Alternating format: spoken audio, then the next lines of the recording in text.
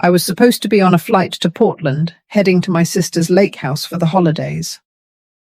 My bag was already checked, my boarding pass in hand. But just as I reached the long-term parking lot, something stopped me cold.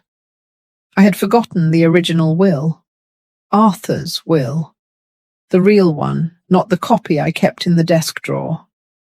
I turned the car around thinking I'd be in and out in 5 minutes. But what I walked into was something no mother should ever hear. Not in her own home, not from her only son. The front door creaked softly when I opened it. I didn't call out. The air inside felt still too still. My keys rested in my palm. But I didn't drop them into the bowl like I always did. Something in my chest went quiet. I stepped into the hallway, shoes brushing against the wood floor. The voices came from the study, low, deliberate, careful. I paused behind the archway back against the wall, barely breathing.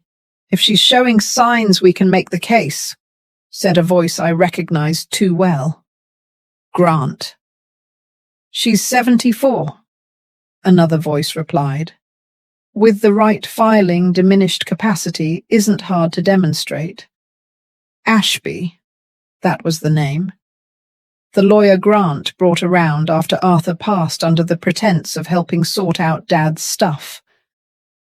My heart thudded slow and heavy. I couldn't see them, but I could feel the shape of their conversation.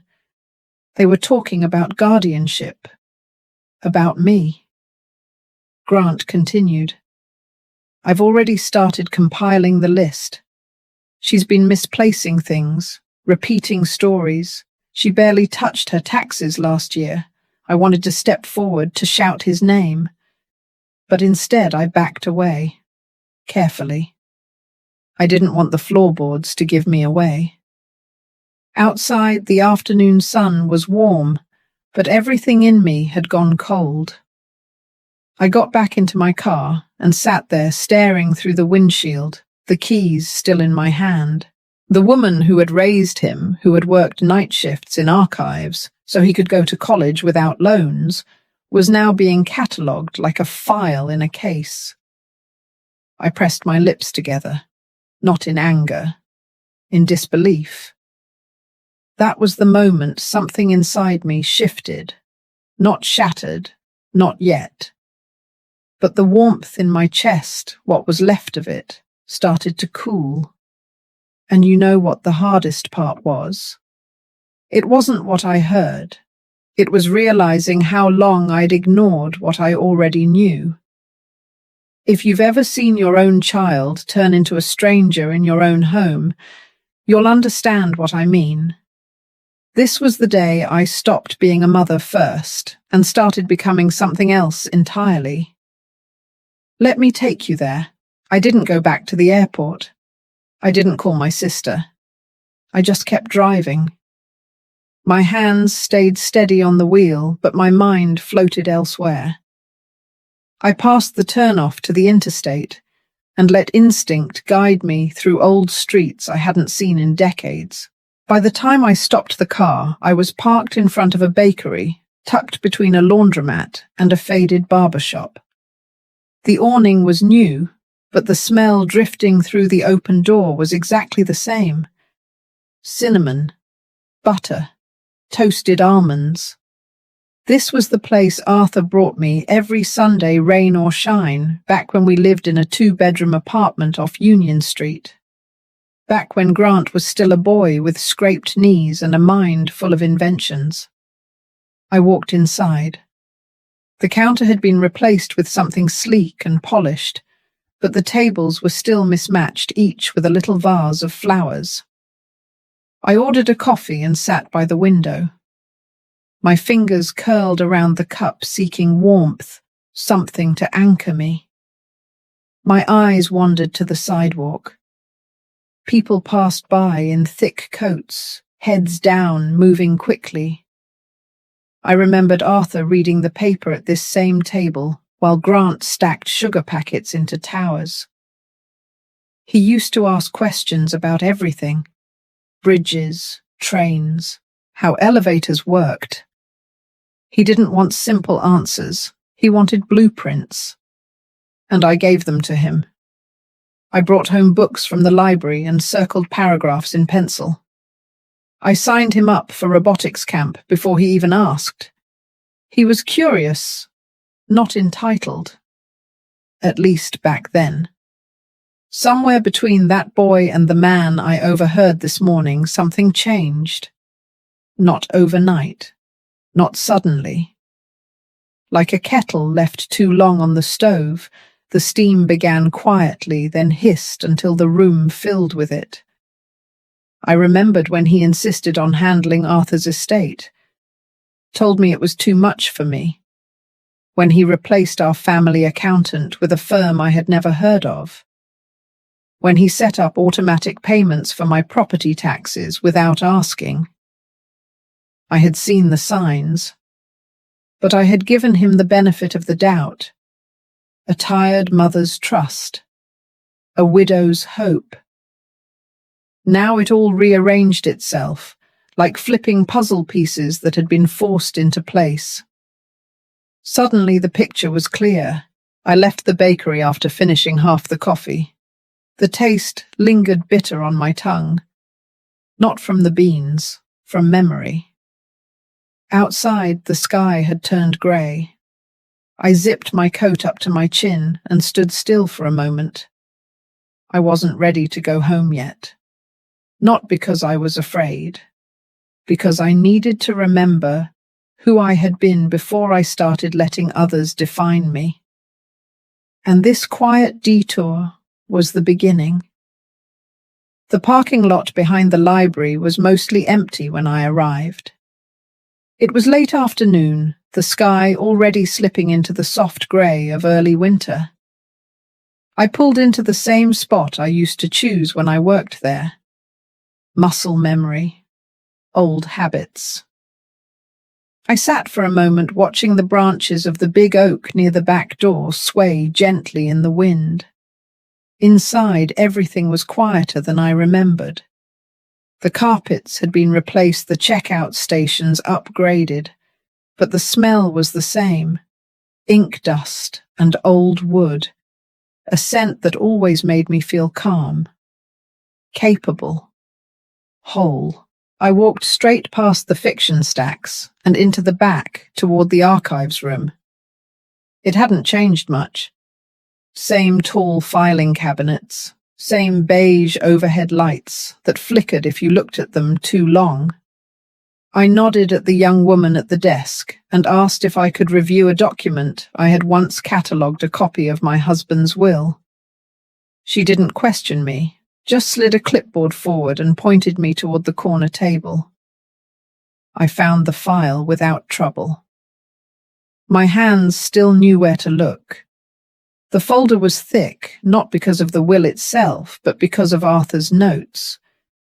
He had always annotated everything. Margins lined with arrows, dates, abbreviations in his clipped handwriting. It made sense to him. And over the years it had come to make sense to me too. I spread the pages out carefully, scanned each line. The will was intact, nothing crossed out. But what caught my eye were the sticky notes he had left inside the folder. One said, "Dolores, if you ever feel unsure, the answer is always in the numbers." I turned to the last page. There was a chart, a breakdown of assets, property, investments, bonds. Next to each, a note. D to retain D or grant if qualified, legal hold until independent review. Not grant to manage. Not full access for son. Arthur had been precise. He had trusted me. I felt the heat rise in my chest. Not from anger, from recognition, from memory, from the sensation of finally slipping back into my own skin. I pulled a notepad from my bag and started making a list. First, copies. Second, legal counsel. third audit of recent account changes. I underlined each one with slow, steady pressure. By the time I stepped out of the library, the sun had dipped below the rooflines. The sky had turned a soft navy blue. The cold air didn't bother me. I walked to the car with purpose. My breath clouded in front of me, and for the first time in weeks, I didn't feel old. I didn't feel confused. I didn't feel like someone being managed. I felt like Dolores Whitaker, the woman who used to organize rare collections, who could recite policy by heart, who once found a lost Revolutionary War letter behind a broken file cabinet, and who would now find her way back through this one document at a time. That morning I moved slowly, not because my body ached, but because I needed the illusion to be real. I tucked a small voice recorder into the lining of my coat. It was one I used to use during interviews at the library, barely the size of a thumb, with a soft click to start recording. I made sure the red light blinked once, then disappeared into the wool. I left the door unlocked. The sun was just high enough to cast shadows across the kitchen floor. I turned off the overhead lights, letting the natural light do its quiet work. I made tea spill just a little on the counter, then left the kettle slightly ajar. Subtle messes, the kind that could be mistaken for forgetfulness. By 10:30, Grant arrived. I had not asked him to. He rarely called before showing up these days. He walked in with a grocery bag and that careful smile he used when he wanted something. I sat at the kitchen table in my robe. A crossword half filled in front of me. A pen without a cap. I looked up slowly. He kissed my cheek and commented on how chilly the house felt. I nodded, said I must have forgotten the heat again. He set the bag down and pulled out a container of soup, a loaf of bread, and a tin of crackers. The performance began. He asked how I had been sleeping. I said I wasn't sure, then changed the subject mid-sentence. I let my hands fumble slightly with the spoon. When he offered to warm the soup, I smiled and said yes, as if he were doing me a favor. Grant moved around the kitchen like someone taking inventory. His eyes scanned the calendar, the pills by the sink, the unopened mail. He commented on a letter from the insurance company. I said I hadn't gotten around to opening it. He offered to go through it for me. I pretended not to hear. After lunch, he leaned against the doorframe and looked at me for a long moment. Then he said something that confirmed what I already knew. He told me he had been researching care homes, just options, places with gardens, music therapy staff trained in memory care. He said it softly, like it was something kind. I blinked, then smiled faintly. Said it might be nice to have someone else do the cooking. Then I asked him what day it was. He looked satisfied. As he packed up the dishes, I sat quietly staring out the window. The recorder had been running the entire time. Every word, every pause, every calculated kindness. After he left, I locked the door and sat down in the study. I took off the coat and placed the recorder gently on the desk. My hands didn't shake. In silence, I replayed the moment in my mind, not out of anger, but precision, because now I had something more than memory. I had evidence, and the silence, once unbearable, had become my greatest ally. The next morning, I found McClellan's old number in a yellowed Rolodex tucked behind my cookbook shelf. I hadn't spoken to her in years, not because we drifted apart, but because life folded in on itself after Arthur passed. We had worked together for 15 years at the university library. She was sharp, always one step ahead, and had this way of spotting the flaw in a plan before it unraveled. I called and left a message. My voice was calm, direct. I told her I needed a legal mind I could trust and that it was personal. Within the hour, she texted back. She'd be at my house by 4. When she arrived, her presence filled the room without taking it over. She wore a navy wool coat, hair pulled back in a tight knot. She looked like herself, grounded. No pleasantries, no forced smiles. We sat at the kitchen table. I poured chamomile tea into mismatched cups. I slid the recorder and a file across the table to her. No explanations, just quiet. She listened to the recording all the way through. Her expression didn't change. When it ended, she looked at me and said, "We're going to fix this." She opened her laptop. Her fingers moved fast. She asked about my existing power of attorney and whether it had been updated since Arthur's passing. I said no. She nodded. First thing we'd do was revoke Grant's authority. Then we'd draft a new will, designate a trusted executor, and notify the state of the changes. Everything would be documented and time-stamped. She asked if I had any digital backups. I said no. She told me we'd fix that too. Over the next hour, she outlined a plan. It was clean, quiet, legal. Everything Grant had assumed I'd forgotten I was about to rewrite. McClellan was precise, but never cold. She wasn't surprised. She had seen this before. Not with children necessarily, but with those who believed access meant ownership. We moved to the den. She scanned copies of Arthur's annotated will. She helped me set up encrypted cloud storage. She even created a dedicated folder labeled Dolores Legal Private. She explained how to update entries, where to store medical reports, and which versions to retain. Before she left, she placed a single sheet in front of me. It was a formal revocation of power of attorney. My name, his name, the date. I signed it. She slid the paper into her briefcase. Her final words were simple. "This is the first step."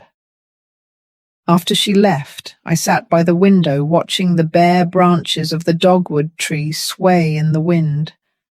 The house was quiet again, but this time it wasn't an empty quiet. It was the sound of something solid being rebuilt. One decision at a time, one document at a time, one version of myself at a time. And I wasn't alone anymore.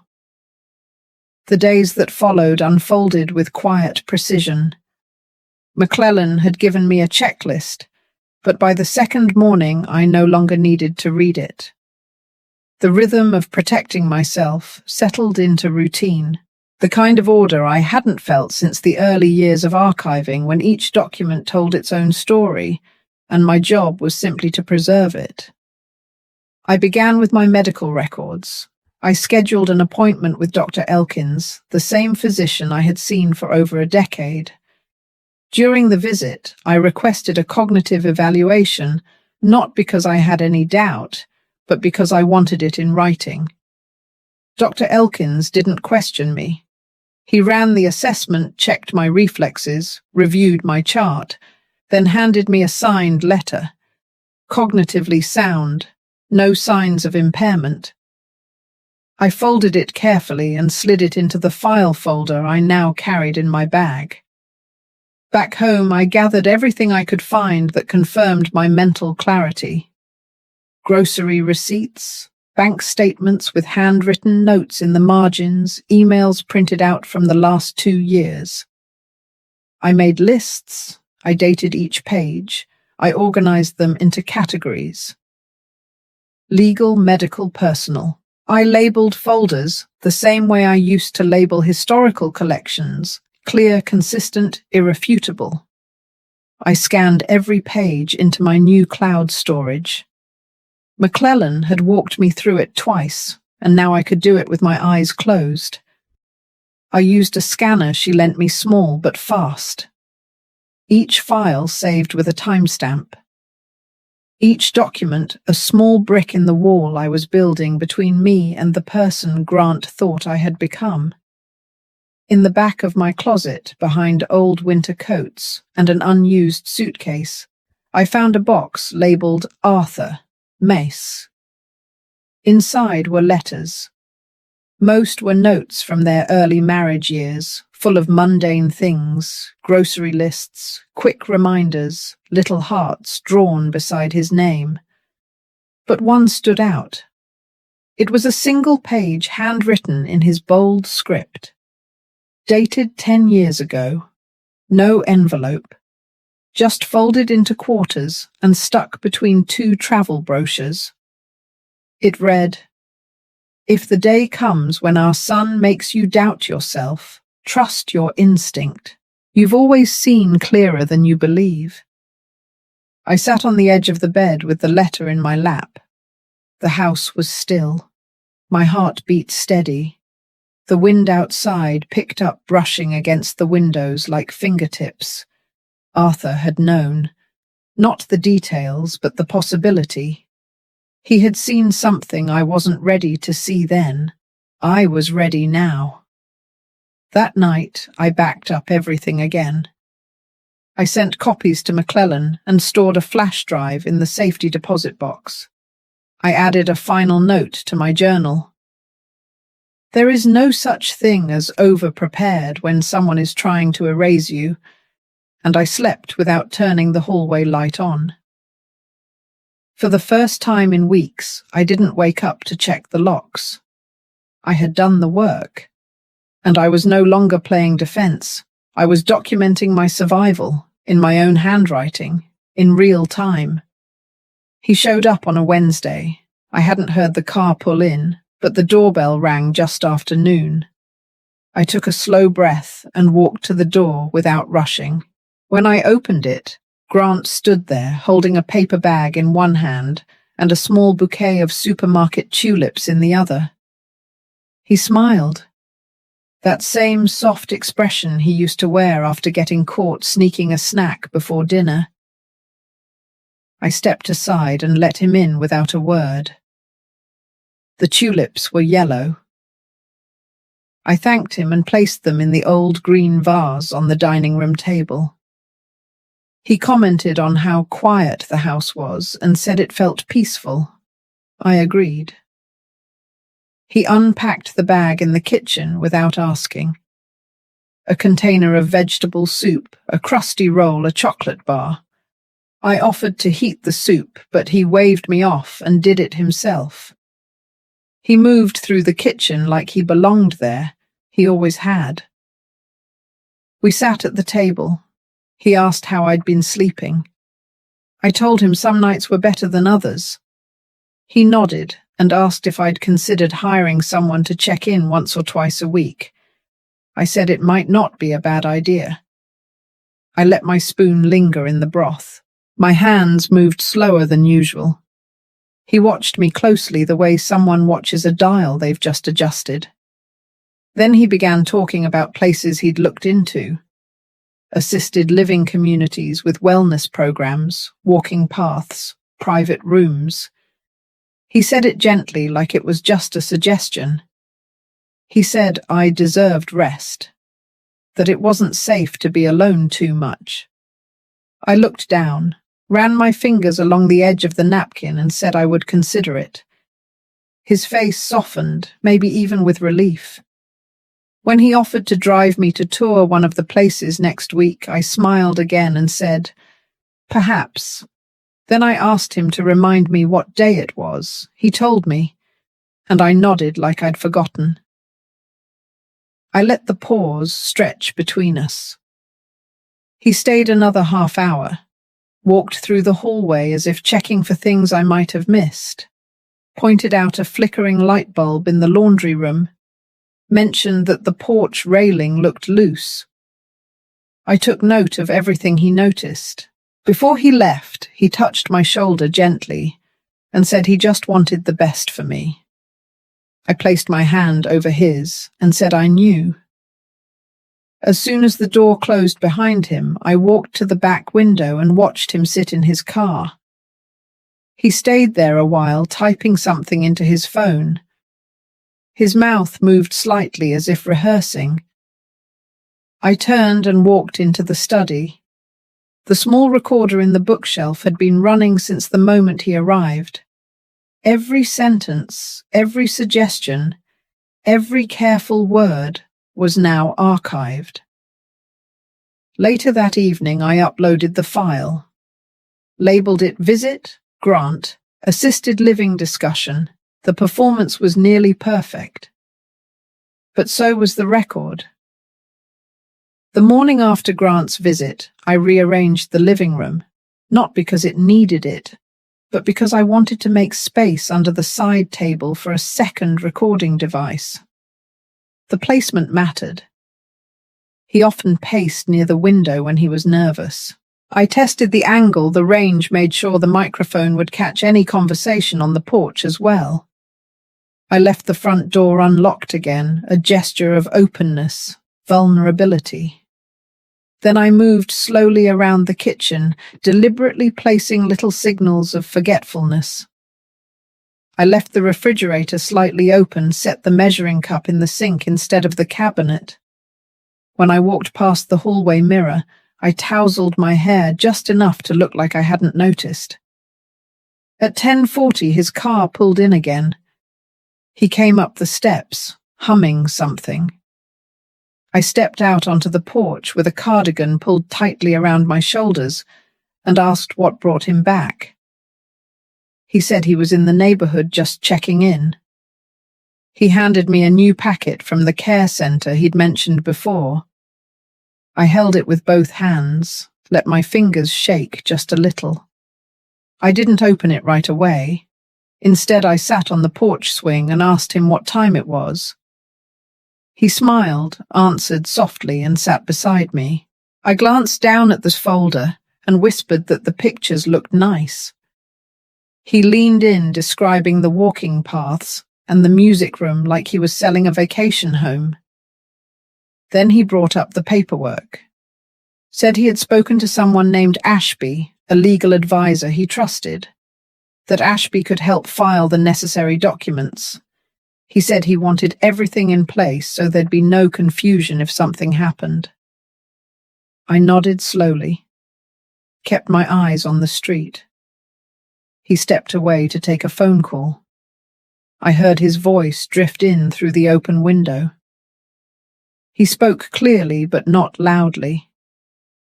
Ashby's name came up again, along with phrases like expedited review and mental competence. He mentioned next week. He said I was close to ready. I sat still, not stiff, not rigid, just quiet. The porch mic caught every word. When he came back, he brought me a cup of tea. I thanked him, asked if we had spoken about this last time. He smiled like he was proud of me for remembering.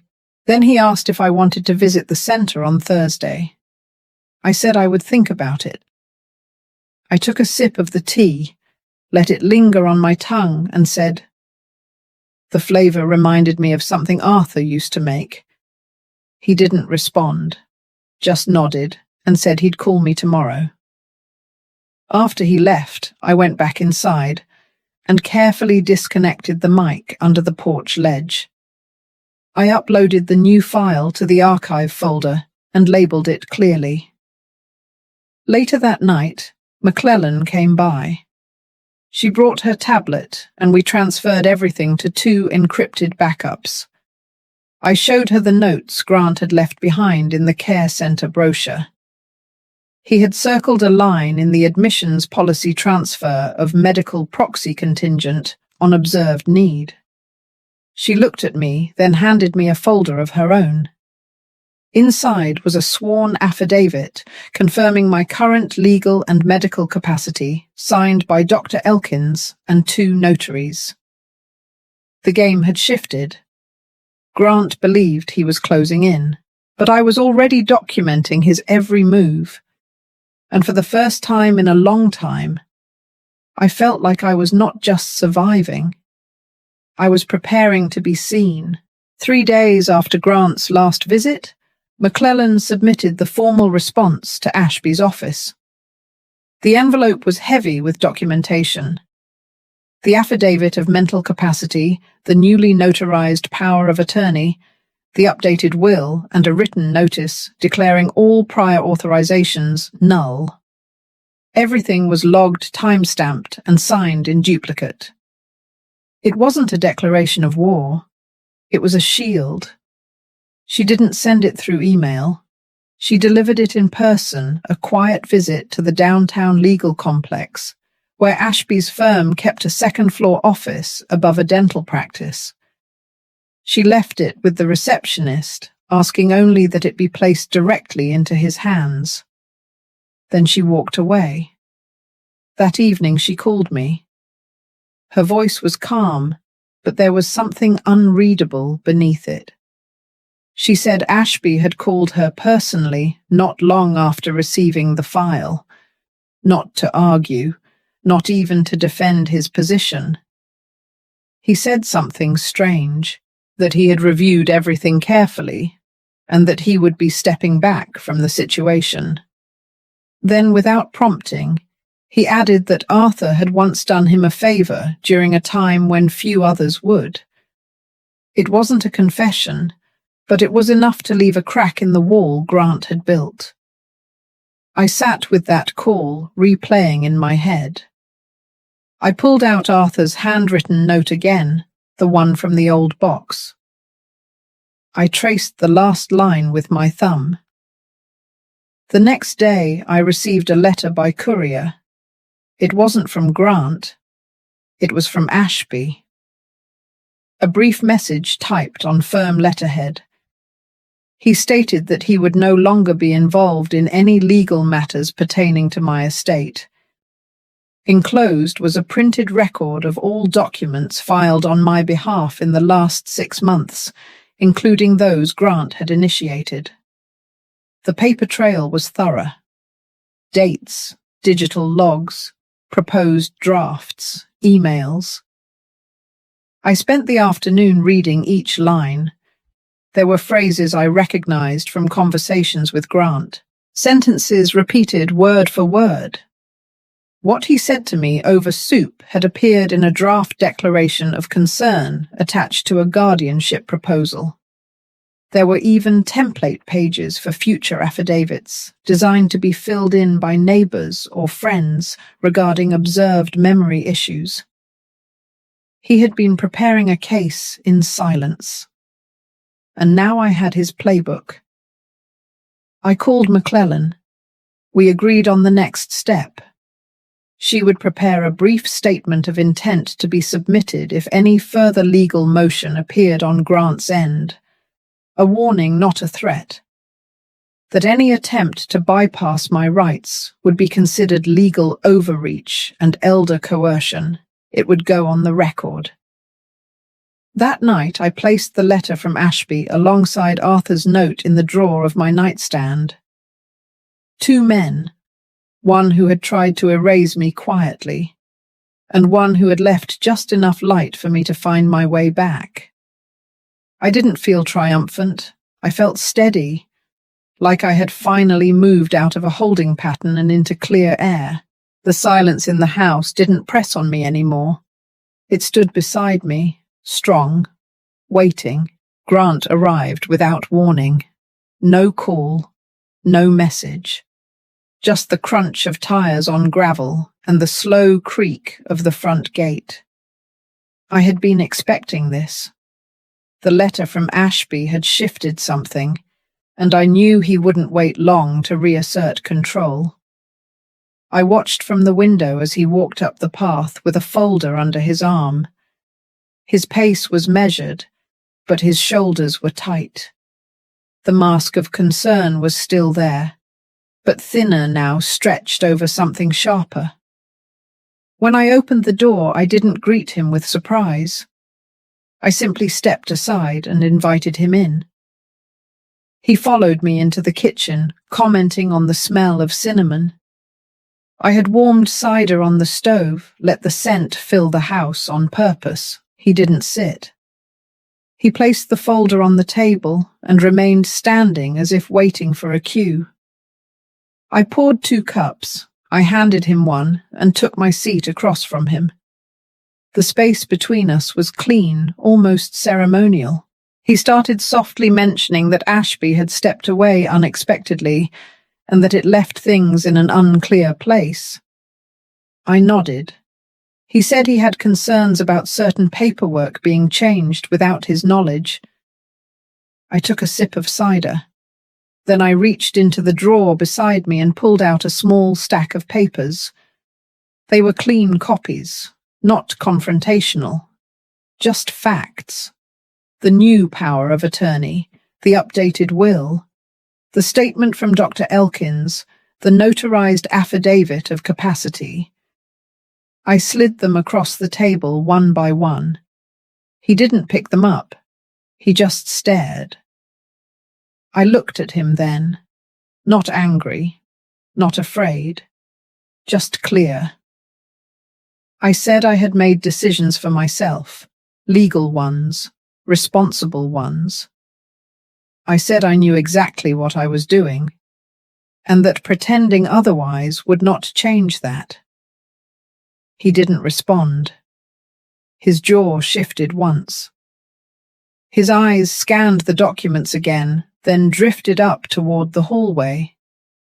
I wondered if he was searching for signs, evidence that I had someone else here, or that I was bluffing. Then I said something simple. I said, "Not all silence is weakness." He stood still for a moment longer. Then he gathered the papers, placed them back on the table without folding them, and walked to the door. He didn't slam it.